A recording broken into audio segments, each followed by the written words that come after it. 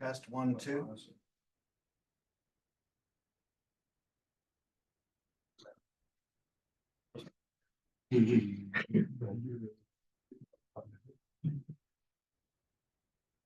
Realistically.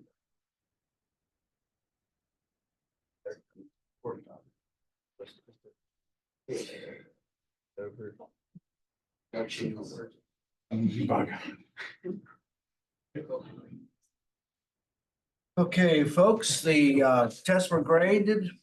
Grades are pretty good. Think they did a good job. I appreciate your patience while we worked through, or I worked through some of my issues. For those of you who want to go to Walker Business Connections, I think it is valuable and it is important. It's on the 27th on Thursday, right? The no class, okay? And if any of you enroll and go to Walker Business Connections, we'll give you 5 points on your next test. Okay, that's half a letter grade. That's how valuable I think it is. There's so much more that goes on in the Walker Business Connections that I think, yes. This is Thursday, the 27th, Walker Business Connection. Yes. And generally, as a rule of thumb, most teachers kind of let everyone out. And so I'll do the same thing as well. I urge you to go.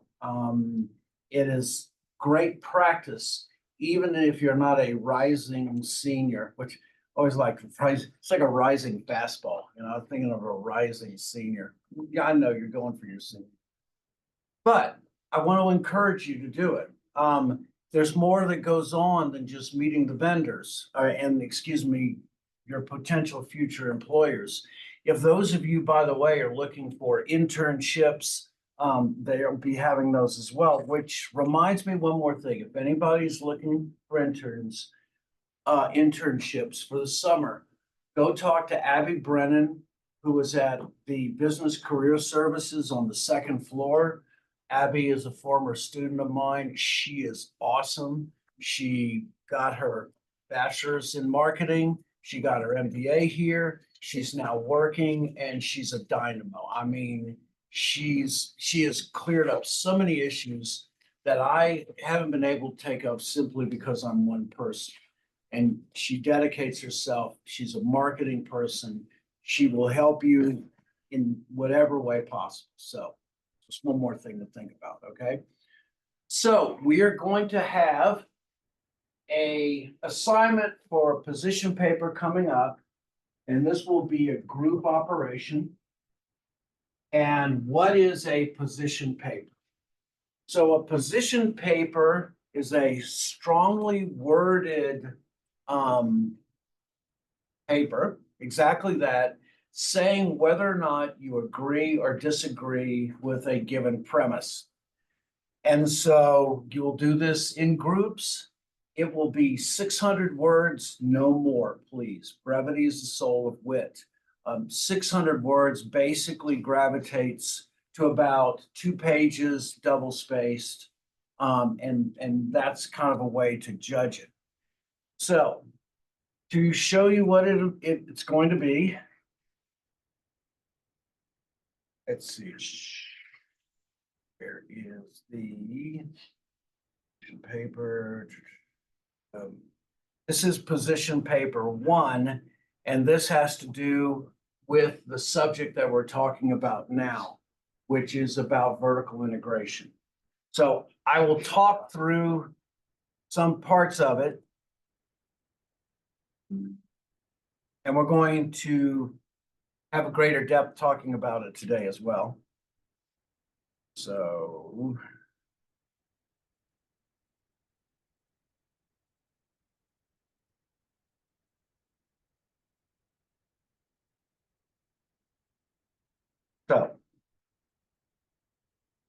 the topic of this particular chapter is known as make or buy. And I will talk more about what that actually means. You will hear it as vertical integration. And so briefly touching on this subject, Vertical integration is when one organization does all of the work. So in other words, all of the channel functions are performed by one organization. It is a very difficult decision. You have to justify it for each individual channel function. And there's two ways that it works. One way is that you have forward or what is known as downstream. In other words, a manufacturer integrates the distribution function in their particular line of work. They consider vertical integration so important that they take care of everything all the way down. And I'll, once again, give more reasons as we go. Backward or upstream integration is when a distributor or a retailer produces its own branded source or product. And so an example of this would be Amazon, that they would brand their own particular goods. And of course, they're not manufacturing those goods, but they put their own name on it. And so that would be upstream integration. The concept that you probably most well known, especially in supply chain, is outsourcing. Outsourcing is when the organization decides to use the services of a third party to do a particular channel function. Now, outsourcing can mean outsourcing the financing. Okay, that could be an example of outsourcing. It can be one function, it can be many of them. But outsourcing basically is when the organization decides that it's going to use the services of a third party to do that particular work. Vertical integration, for your definition, I want you to consider all functions done by one corporation. It is not unusual for organizations to actually vertically integrate on one or two products and do the rest of them in a standard kind of outsourcing way. An example of this is Apple. So Apple, for their iPhones and their iPads, the watches, they use what would be considered conventional, classic distribution. They use third parties to do that. However, the MacBook Pros, their higher end lines, generally are sold exclusively either through Apple stores or through universities. And so this is an example. So I'm using this once again, as I said, to kind of warm up the idea of what we're talking about. I want you to think also that buy is the position that all good organizations start from. You vertically integrate. Remember, when we talk about channels, channels is the most expensive, takes the greatest amount of work. And so we always start in the buy position where every function is outsourced.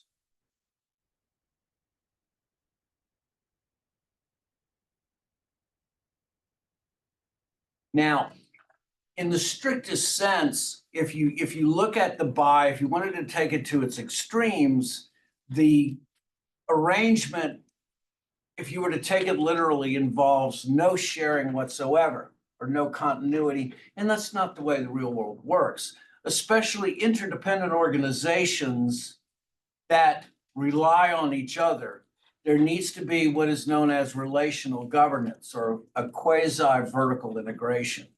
There's a compromise in there where the channels work together in both owned and independent channels, and they have a close, committed relationship, and they work as if they are vertically integrated together. That is the most basic point. Okay, so make or buy. Buy is the starting point. Vertical integration requires you to come up with good reasons to vertically integrate. In other words, to do all of the channel functions. So we've got that locked into our heads and realize, of course, with everything, there are costs and there are benefits. The difficulty, especially when you're moving into someone else's territory, is that you underestimate what it takes and what is required to be able to perform that function. It's natural if you think about it. If I'm a manufacturer, my focus is always going to be on manufacturing. I may not know necessarily the ins and outs that it takes to ship things in an efficient manner. That's not my ballpark. And so what can many times happen is that it might be a great idea, but the cost and the risk generally are always underestimated.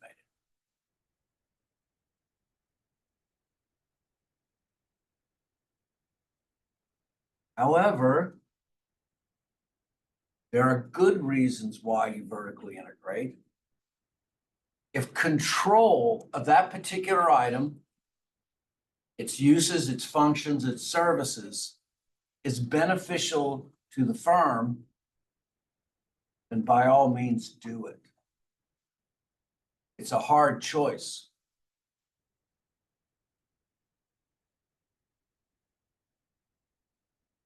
So which is it? Ream. Is it Ream? I can't remember. Emerson. Emerson was one of the biggest producers, well, is the largest producer of reefer in the United States. No, it's not that reefer. Okay. Reefers are large coolers. Okay. That's what a reefer is. Yeah, I see you smiling. You know, why not? So reefers originally came from the idea that they were automated cars on railroads, and reefers basically changed fundamentally forever the way that we shipped goods across the United States. Well, Emerson decided that they were no longer going to sell reefers, they were going to rent them. And we'll talk about that later, but it was enormous benefit to them, and that's what they do now. And so this is an example of a very difficult decision that ultimately paid off in the long run, and they're enormously successful from it. Jose, all right, all of this coming down, we're going to talk about electric vehicles. Okay, so I want you to think about electric vehicles. I want you to think about their uniqueness and differences between ICE, internal combustion engines. Electric vehicles, their motive power is substantially different. An electric vehicle, to its credit, has very few moving parts. One of the difficulties with electric vehicles, especially for traditional kinds of dealerships, is that traditional dealerships get over 50% of their profit just from service alone. Well, electric vehicles are actually pretty reliable as long as the batteries are reliable as well. That's the key. Electric vehicles, generally the way they're built, if we're looking at traditional internal combustion engine vehicle. So if we hope this doesn't scratch, okay. So we're talking about the traditional vehicle. Traditional vehicle has an internal combustion engine here, standard parts, thousands of moving parts that are in it. And the other main difference also is the center of gravity on a traditional vehicle is much higher than it is on electric vehicles. So for those of you who haven't ever driven in or seen an electric vehicle, everything in an electric vehicle is basically contained in this space right here, because this is where the batteries live. They use motors to drive the wheels themselves. They tend to be 50% heavier than an internal combustion engine. In terms of the moving parts, I think it's like 40 or 50, whereas in a regular vehicle, there are thousands of moving parts. Kind of just give you an idea what we're thinking about. So there's always speculation about where the electric vehicle is going to go. this is what's known as the skateboard model, by the way, because everything is here on the bottom.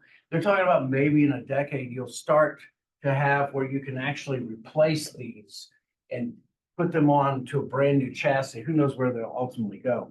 So I'm just trying to give you an idea of the uniqueness of an electric vehicle and the difference between a traditional internal combustion engine, because this is going to be important for the question.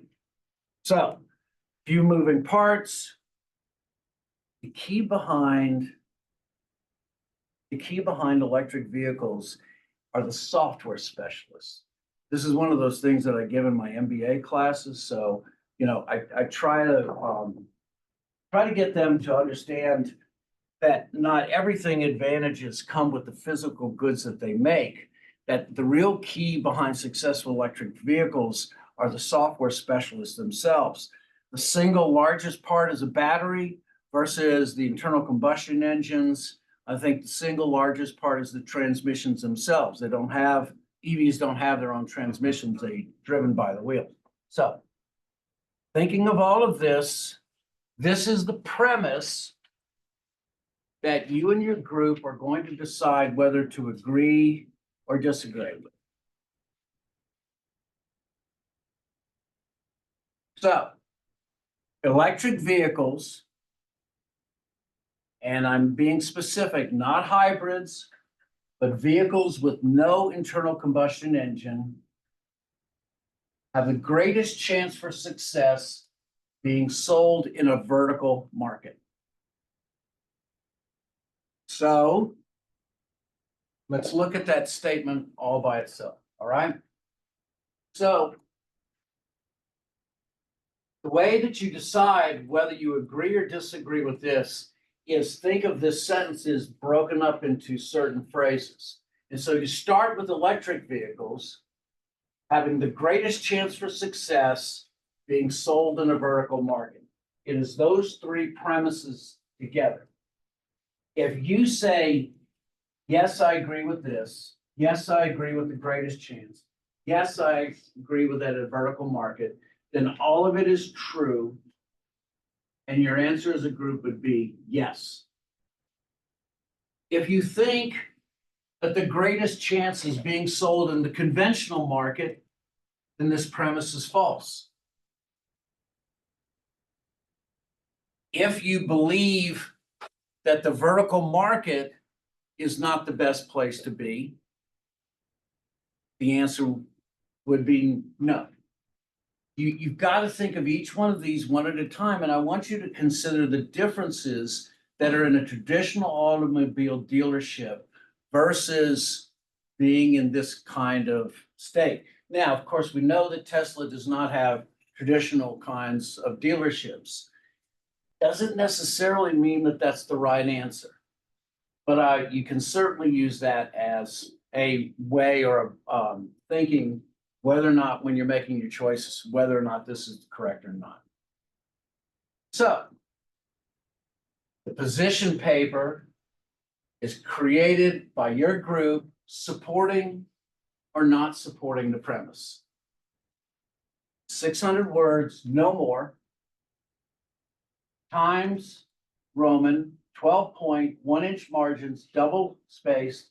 You will list all your group members in the group letter.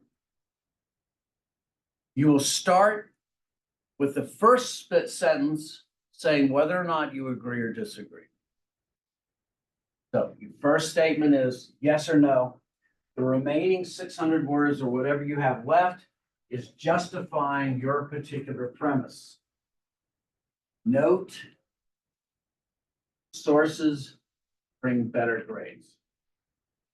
And so if you research and give me at least 3 sources, you're going to be pushing A territory, okay? Might as well just go ahead and say it. I want you to do the research. You do the research, you get the grade. The sources, I want you to cite them using APA style. Let me show you how to do this in Word in case you've never done this before. So,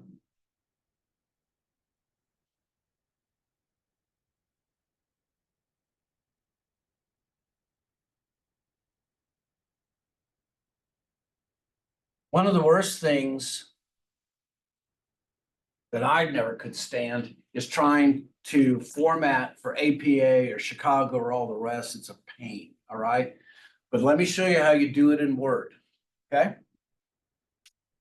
So if you go to Word at the top where it says References, click on References and look at this section right over here that says Managed Sources, Style APA. If I have a source that I want to put in, I click on Manage Sources and this little window pops up. So let's say I have a journal article I want to enter in. So, excuse me, I'm going fast. I click New. Type of source is a journal article. So I first start out with my authors. I add them.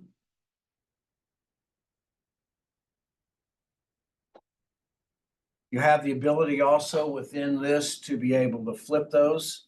So you can move one down or up, you can delete it. But that's how you add the authors. Put in the title of the journal article.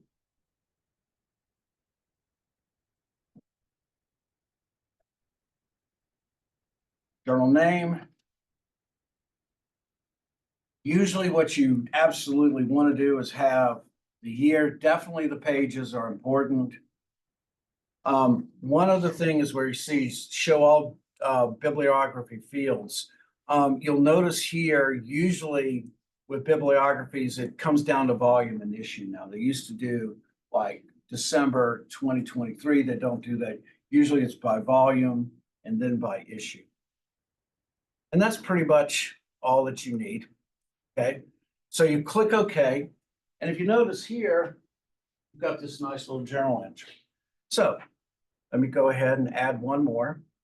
I'll say it's a journal article.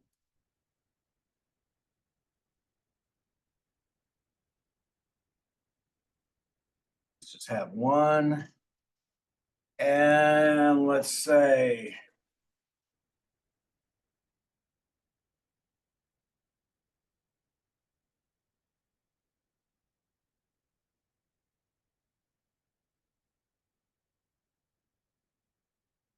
a or okay. So we have two here now. So we'll close it. So this is your paper, by the way. You can cut and paste this, by the way, in anything. You could actually do this. You can do this in Word and then transfer it to PowerPoint if you wanted to. So go to bibliography, go insert bibliography. There you go. Format's all done for you. Reason coming to school today. Okay. Now I have it listed as APA style. You can, if you wish, click Chicago style, and it'll change for you automatically. Okay. So that's the way you do your journal articles. I mean, you do your bibliography. Easy that way. You can't mess up. So that's how I want you to do it. Okay. Okay. So we will probably have 2 weeks since we'll be skipping a class on Thursday for you to attend the business connections. So I will send out a list of the groups and the email addresses for each, and we'll talk about this next week. Okay? We're all good? Do the research, folks. It'll get you the grade you want. Okay.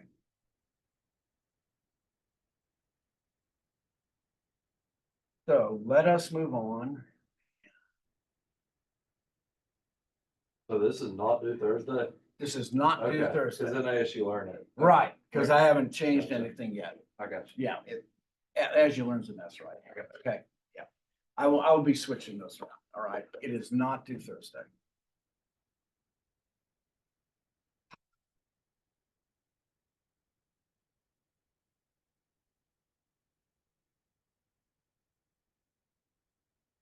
Okay, So let us move on.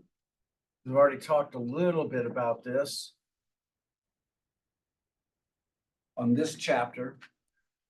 Chapters 4 and 5 are so target rich that I use those two chapters for the next test and only those two, because as I said before, there's a lot in there. There's a lot to digest. Excuse me, and I want you to get those right so that you have those firmly in your mind. And so let us, without further ado, start talking about make or buy.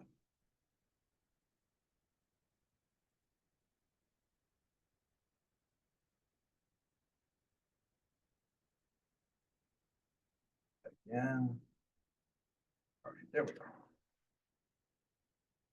Okay. So make or buy. What is make or buy? Make or buy is the question of whether to vertically integrate or to outsource all of your channel functions. It means that one spit it out, Dave. One firm does all of the channel functions from the manufacturing of the good all the way down to bringing it to the end user. Production, sales, inventory, credit, all of those are done by one group. And it's important to understand that if you're going to do this, you have to justify one channel function, one after another, getting them all. So to integrate. Integration is to combine disparate elements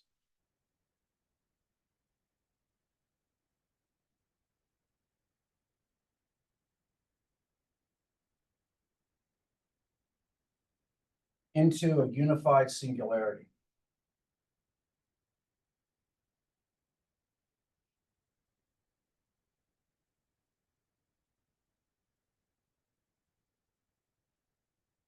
Vertical integration is when one organization does all the work.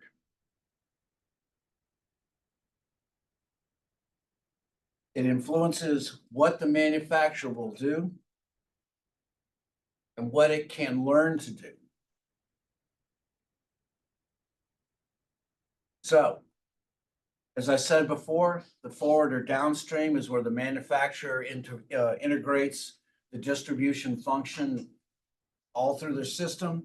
And then backward is when they distribute or a retailer decides to produce its own branded merchandise. Moving down can be very appealing, but it can also bring conflict with your suppliers as well. We'll talk about dual distribution in chapter 5, which is one of those things, especially with our furniture manufacturers, the Broyhills. They do dual distribution, but it does cause conflict.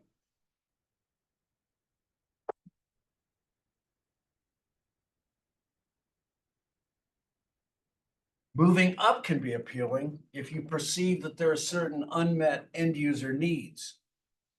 But you have to have a structured way of going about and deciding how to make that end or buy issue. So the truth is that the choices aren't binary. It is either not make or buy.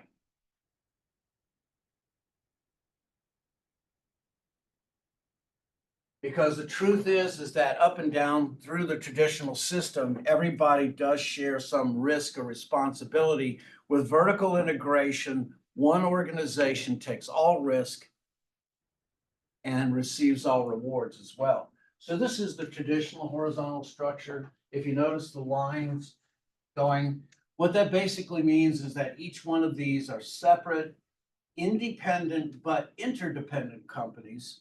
They need each other in order to complete the process.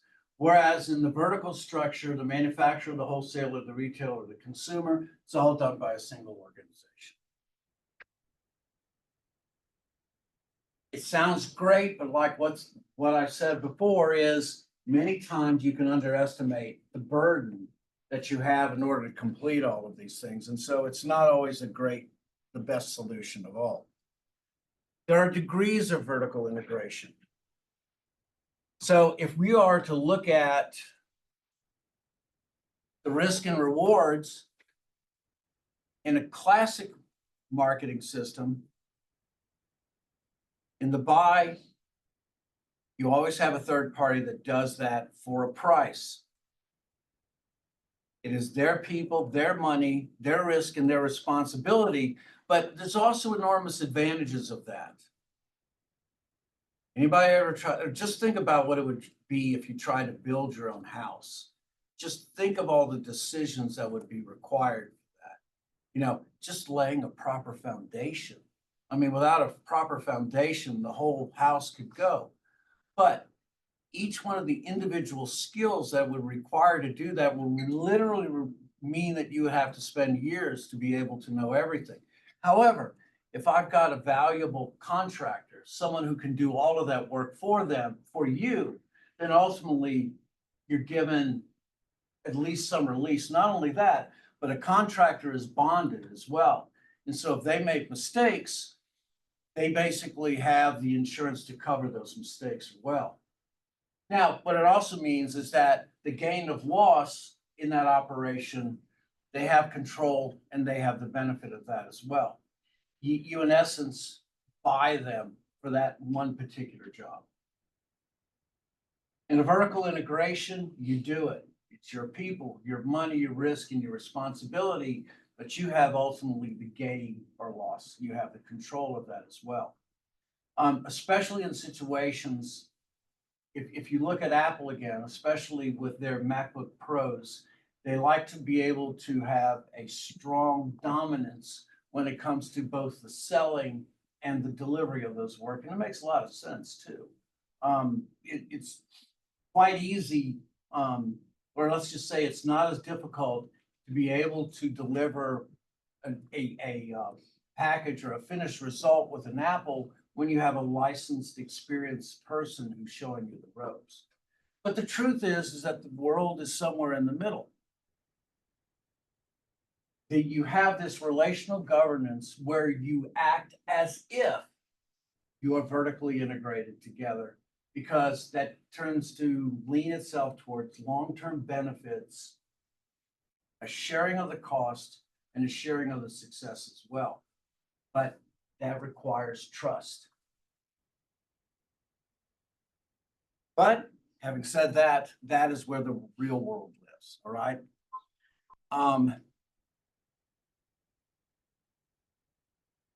Just remember, the real world lives somewhere in the middle. Nobody does everything all by themselves, or rarely.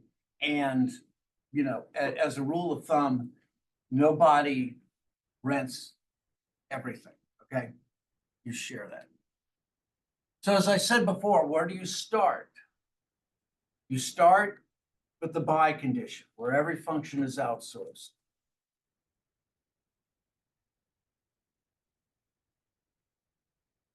There is a compromise that happens. Some channels have some properties that are owned and some you buy.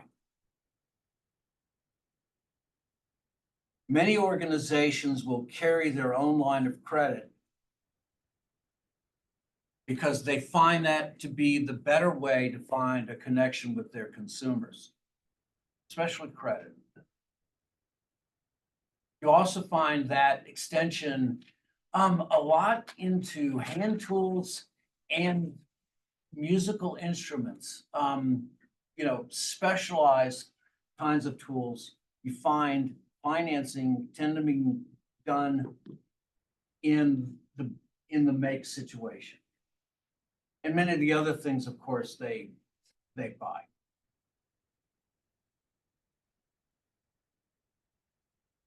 And so the success happens with a long, close, committed relationship.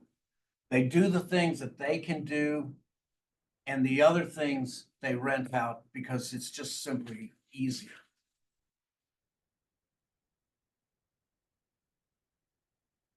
So an example of performing channel functions in a classic and a vertical, these would be examples. So the function of selling. In the classic market contracting, you have manufacturers' representatives at the very top, and this is an example of the push technique, okay?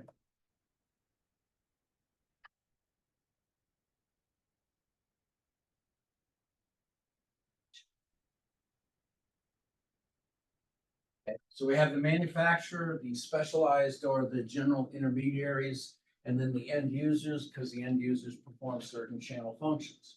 The manufacturer's representative is exactly that, that is a salesperson. Now, a manufacturer's representative actually can be independent as well. And so you might find one single salesperson, and they will represent multiple manufacturers, but they also do it in a very specialized way. And so fire equipment would be a great example. They would be able to do things like swedge lock, the fittings, the hoses, all of those particular things. They would gather multiple manufacturers together, and a single manufacturer's rep would sell to the intermediaries such as wholesalers and retailers. The wholesalers would have their manufacturers reps as well. They would sell directly to the retailers. They would push down, and then ultimately the retailers would sell to the end users. In a vertical integration, everything is owned by a single party. And so the manufacturers actually would probably have a direct sales force that would talk directly to the company stores. They would actually act as consultants versus being direct sellers. They would do the distribution, they would sell through the company store, and this is how vertical integration would work. In the quasi kind of thing, you might even have what's called a sales agency, which would be even more further than on the manufacturer's rep, in that they would, as I said, represent multiple organizations. Now, in distribution, what a joint venture is when more than one corporation gathers with other corporations and creates a separate third entity. So a joint venture would be an example is when General Motors and Toyota in the late 80s decided that they were going to build a manufacturing plant in California for the production of the Toyota Corolla and the Chevy Nova. They were bolt for bolt the exact same car. And of course, the Toyota Corollas outsold the Novas by 50%. Interesting thing is that plant now is a Tesla plant. So these are the performing the channel functions in a classic way and then in a vertically integrated way. So what are the benefits and the costs of the make or buy channel? How do we decide which is better? So if you choose the make decision, the manufacturer assumes all distribution costs. So it means that the manufacturer sets up distribution, does the financing, sets up warehousing, does storage. In essence, what the manufacturer is doing is performing everything other than manufacturing. And therein lies the rub. Because it is very easy to not estimate the costs and the risks that go into doing something as simple as storage. There is such a thing as shrinkage, where particular goods over time can have something happen to them. The classic example with automobiles is what's called lot rot, okay? Just sitting in one location for a sufficient amount of time can do damage to vehicles unless you know how to take care of it. That's one of those things that I might manufacture the goods, but it doesn't mean I know how to store them. And so that's a disadvantage. The benefit, as I said before, is the control. If it is beneficial for me to be able to control that good from beginning to end, and it improves the desire for consumers to buy that good and ultimately impacts the bottom line and return on investment, then by all means do it. But you have to justify it first.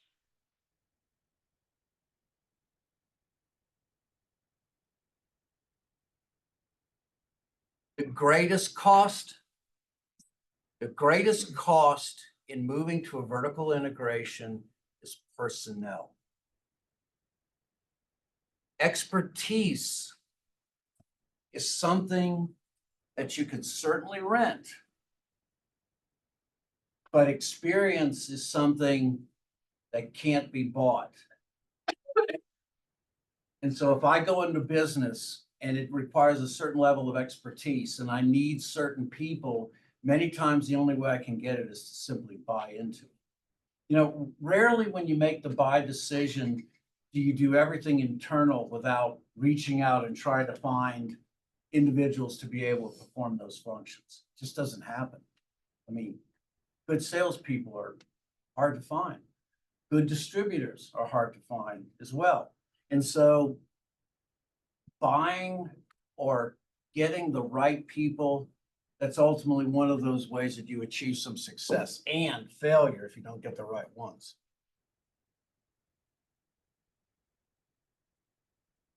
So this is an example.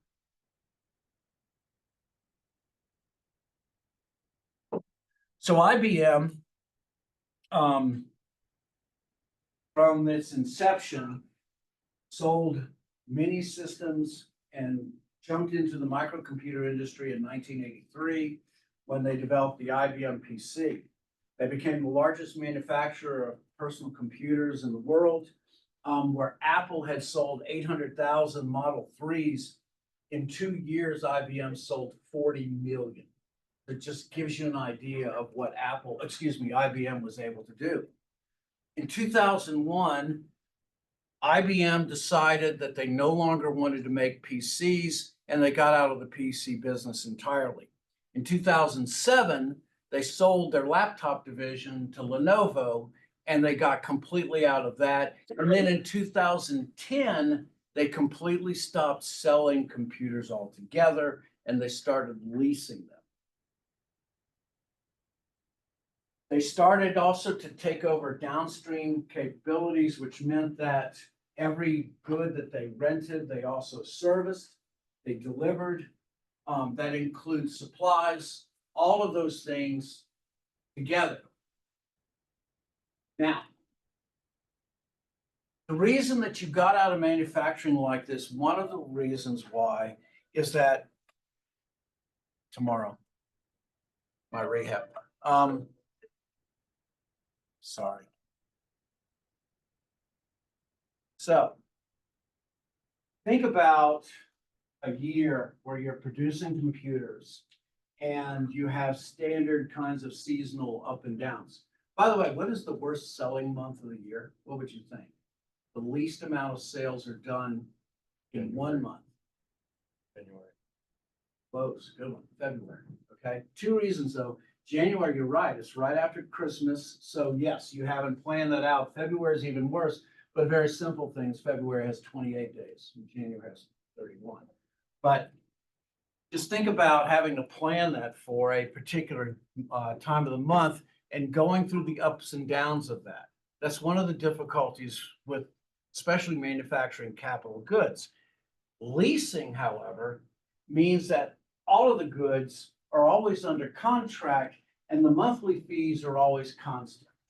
There is no up and down that happens that has any seasonal variety. It means that there's consistent dollars being produced month after month. And so that's one of the enormous advantages that you get when you vertically integrate all the way through. You have a steady stream of maintenance contracts. The maintenance contracts take care of all the repairs. So there's never any concern from IBM if they have to roll a tech out because the contracts already cover all the costs. And so this is one of those advantages that doing vertical markets, how they create opportunities. Now, AT&T used to, when phone systems were deregulated in 1986, AT&T started to be able to sell their computer systems, or excuse me, their phone systems. Then you had what were called value-added resellers that could work with the software that was inside the phones at that time and be able to specialize them towards medical office systems and legal systems and those kind. AT&T saw it was so lucrative that they started vertically integrating themselves. There's lots of good reasons, and the interesting thing about it is the higher the cost of the capital equipment, the greater the opportunities that you have to vertically integrate. Okay, so by integrating, they tapped into a steady stream of maintenance contracts for the products.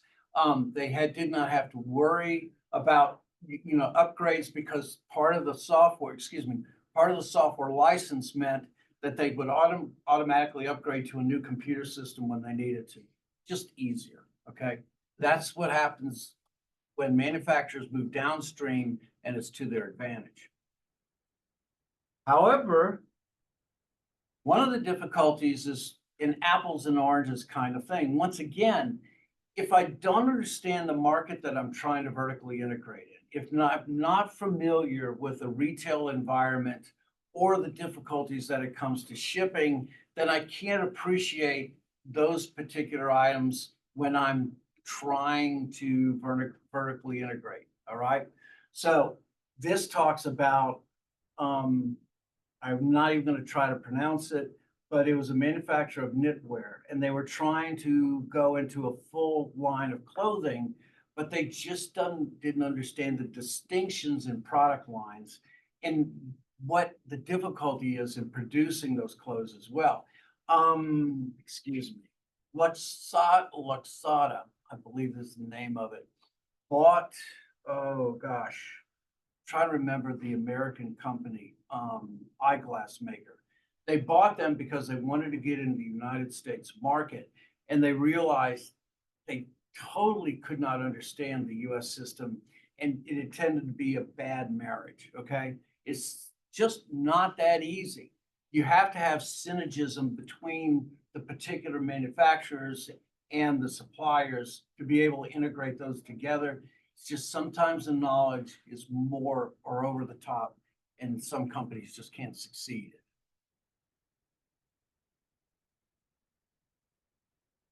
So I'm going to go one step further, and then we'll be done for the day. And then what I want to do is I will want to come back and I will email you the groups and go over the group project again. I will email those things for you, okay?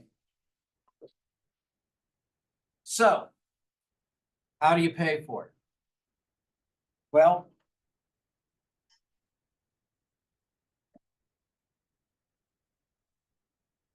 the three most common are margins, commissions, and royalties.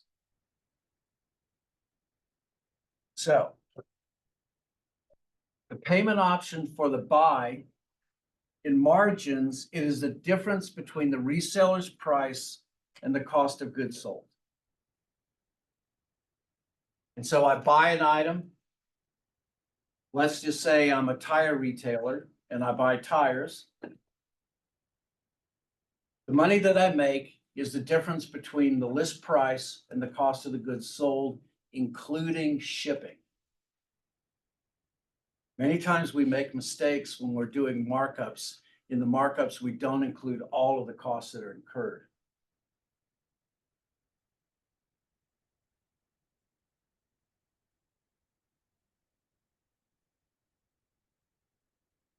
One way is to get a commission, which is a particular fraction of a resale price. And so you'll say that for whatever price it is, I will get 2%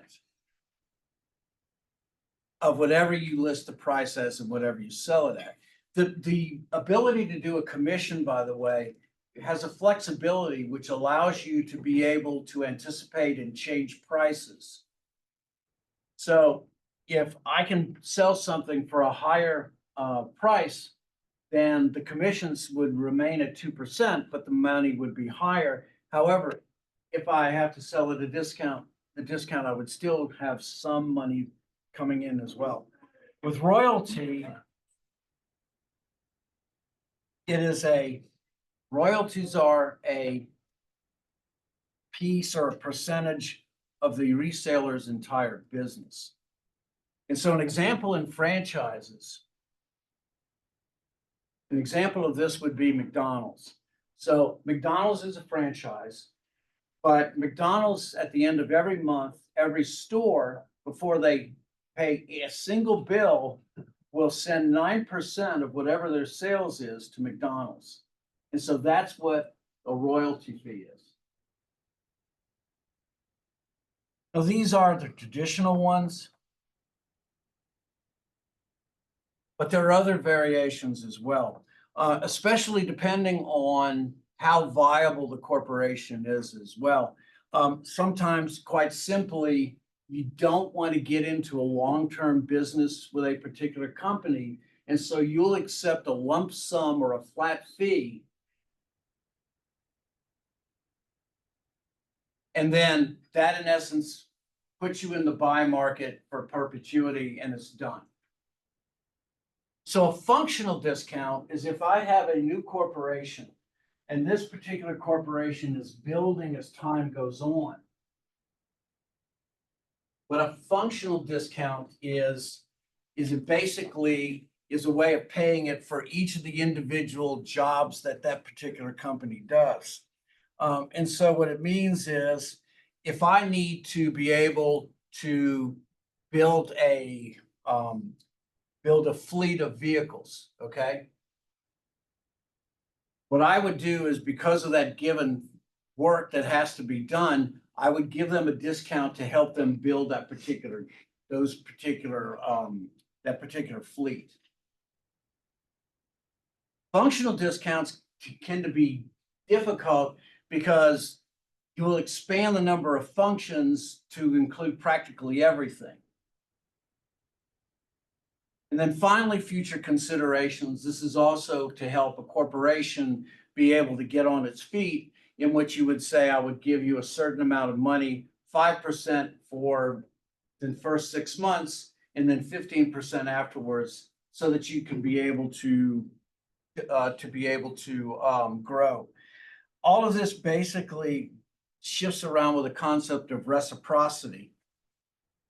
And this is when one organization tries to help the other to achieve some form of success. This is where these three variations come in. It's not on the cheap. The buy decision is exactly as it sounds. You buy it. But because you're buying expertise and personnel with experience, it's worth the price.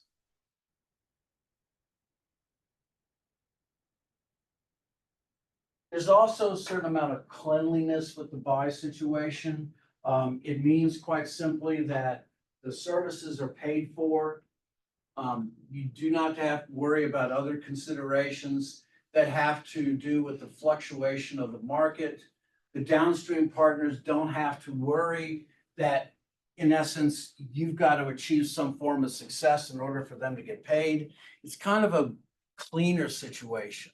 However, if you can find advantages, you do want to vertically integrate. All right, we're done for today. I will post this, folks. Just remember, if you go to the Walker Business Connections, come with a business card or one thing or another with a signature on it. Bring it to me on Tuesday. I'll give you the 5 points on the next test, okay? All right, have a good day.